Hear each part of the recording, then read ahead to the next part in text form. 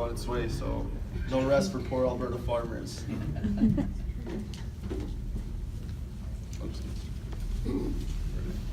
Now, as a disclaimer, I'd like everyone to know that I've never experienced something like this before. All these people focusing on me and what I have to say. However, I'll promise that I'll try my best, so please bear with me till the end. It's only going to be 8 minutes and 11 seconds of life. Anyway, first and foremost, I'd like to thank the faculty of AILS for providing me this opportunity to speak to you today. I'd also like to personally thank Dr. Frank Robinson for recommending me to speak at such an amazing event. Now that I got that out of the way, I guess it's time for me to tell you all the reason for why I'm here.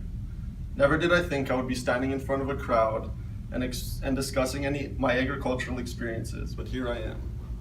Just last week, I sat down with Dr. Blade and the fellow speakers here today to discuss this event, and I asked him,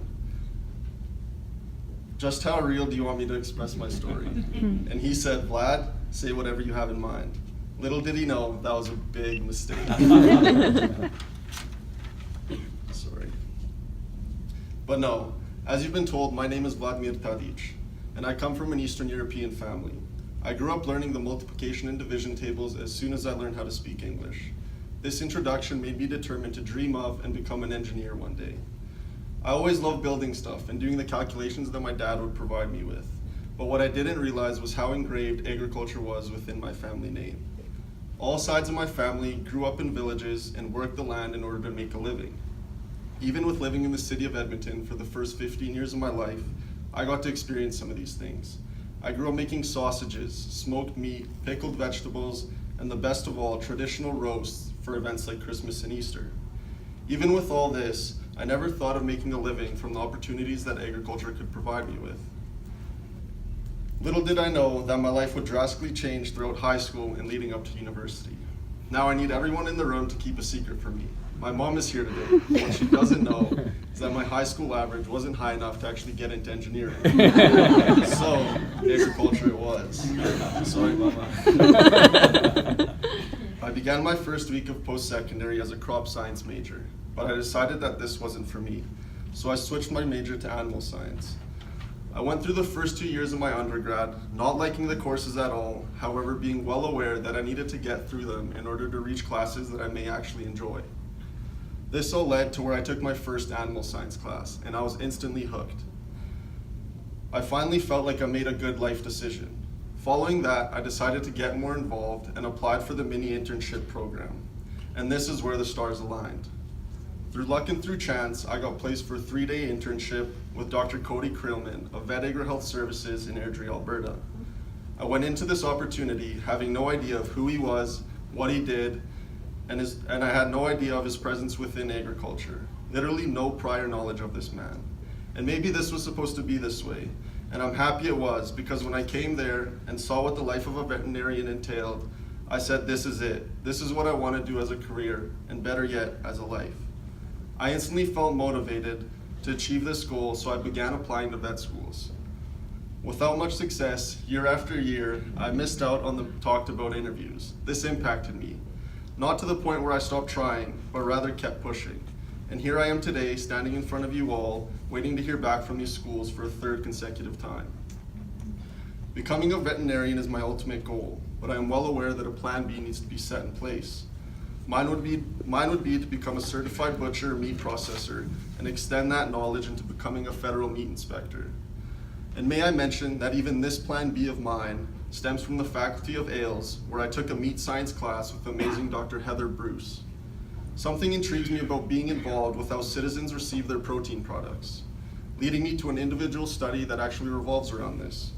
Within the individual study, I'm focusing on the supply chain within Alberta, and more specifically, how shelf life can impact the quality of meat, especially for small businesses that may not have a high turnover rate. Now back to my plan A. Through the mini internship experience, I've been able to take advantage of many more opportunities. Following the 3-day experience, me and Dr. Creelman kept in touch. I guess he saw something in me, and I will forever be grateful that he did. I slowly began to build a relationship with Dr. Creelman, and now I'm happy to say that I am the merchandise manager of his brand, Palpation Nation. Oh, that's not a science mini internship. I'm responsible for dealing with customers on a daily basis and making sure all internal logistics are taken care of. So, if anyone wants an item, make sure to check out our website and see if there's anything that catches your eye. And we can talk about a discount code later, because he said that I need to close on some deals today. The opportunities don't stop there, however. From the mini internship to the relationship with Dr. Creelman, I've been able to come into contact with a company called Cattleback Box,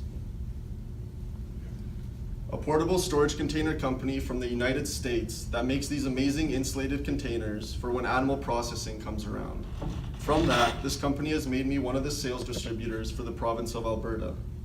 Not only this, but the mini internship, Dr. Creelman, and Cattleback Box have motivated me to start documenting my events at the family farm in everyday life, and with that, posting them to YouTube for everyone to watch. Hence the GoPro that's at the front of the stage right now. These events go to show how many things can stem from an individual involvement, like the animal science mini internship. And that is why I stress to younger agriculture students to get involved and take advantage of the opportunities that the faculty is providing you with. Yes, school is difficult, but there are opportunities within it that can provide you with many more things. The positives of a faculty like AILS strongly outweigh any negativity that a student may show towards it. I guess the moral of my story is that I went from not knowing what agriculture could provide me with to now having it provide me with everything in my life. Whether it be from running the family farm with my parents, or employment opportunities, it all revolves around agriculture, and I wouldn't want to have it any other way. A message that I would like to leave with everyone in here today, especially students that may not know what their future career what their future career path is to go through your life day by day. Things will slowly start to pan out before your eyes, and before you realize it, you too will be able to say that an industry like agriculture is behind your purpose. I hope everyone enjoyed listening to me today, and I thank everyone for coming out and bearing with my amazing public speaking skills. I look forward to meeting some of you later on, and better yet, potentially even working with you in the future. That's all for me and my story, so please, if you have any questions or would like to talk after, approach me and ask away. Oh, and one more thing. My mom is probably crying right now. I'm the only one in the room that knows it's because after 4 long years, she just figured out that my high school marks weren't high enough. Thank you all once again for this amazing opportunity, and I leave the stage for Natalie to join you all.